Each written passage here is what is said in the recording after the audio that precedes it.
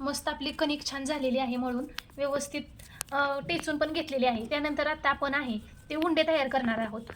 उंडे आमच्या इकडे उंडे म्हणतात पोळ्याच्या ह्याला. यामध्ये पुरण घालायचं आणि पोळ्या लाटण्यासाठी तयार करायचं. तर पाहू शकता इथं पीठ लावून घेतलेलं आहे गोळ्याला. त्यानंतर अशा प्रकारे आपण इथं कणकीची वाटी तयार करून घ्यायची आहे आणि त्यानंतर आपण जे हे पुरण तयार केलेलं आहे ते पुरण आपण यामध्ये घालून घ्यायचं आहे. खूप छान व्यवस्थित आपलं पुरण ही खूप मस्त झालेलं आहे आणि कणिक ही खूप छान तयार झालेली आहे. अशा प्रकारे आपण हे पुरण आहे ते व्यवस्थित असं दाबून भरून घ्यायचं आहे. शक्यतो जास्त पुरणाच्याच पोळ्या केल्या तर त्या खायला खूप छान लागतात. अशा प्रकारे नंतर गोल गोल करून घ्यायचं आहे. उंडा तयार करणे हे एक कला आहे. अशा प्रकारे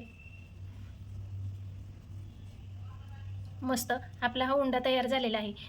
जी कणिक वरती आलेली आहे ती आपण कट करून घ्यायची आहे. अशा प्रकारे जास्त ठेवायची नाही, नाहीतर एका साईडून पोळी जाड होते. आणि हे मस्त दाबून घ्यायचं अशा प्रकारे.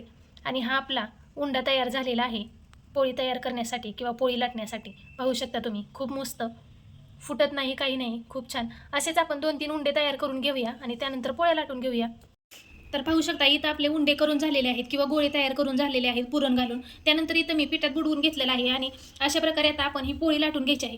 अगदी प्रेमाने पोळी लाटायची असते, जास्त अशी काय म्हणायचं दाबून पोळी लाटायची नसते बघा. मस्त अशा हलक्या हाताने पोळी चारी साईडून बाजूने अशी लाटून घ्यायची गोल गोल गोल गोल. पाहू शकता किती मस्त अशी माझी ही पोळी आहे ती फिरली जाते.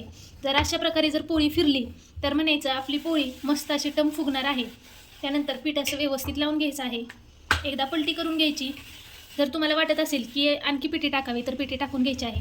त्यानंतर सगळ्या बाजूने आपण अशी व्यवस्थित ही पोळी आहे ती व्यवस्थित पूर्ण अख्खी लाटून घेऊया.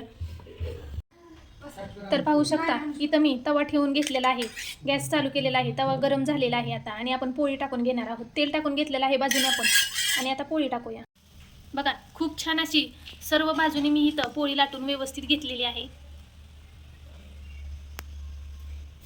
व्यवस्थित भाजून घेऊया. तर आता आपण हे पलटी करून घेऊया.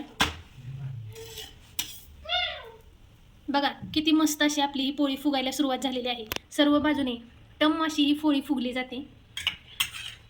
तेल लावून घेऊया.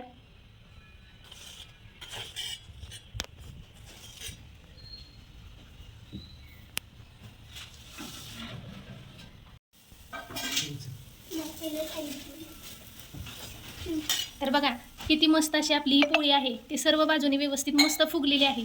मी इथं तूप टाकून घेतलेलं आहे. पलटीही करता येत नाही, इतकी सुंदर अशी आपली ही पोळी झालेली आहे. अवश्य ट्राय करून पहा.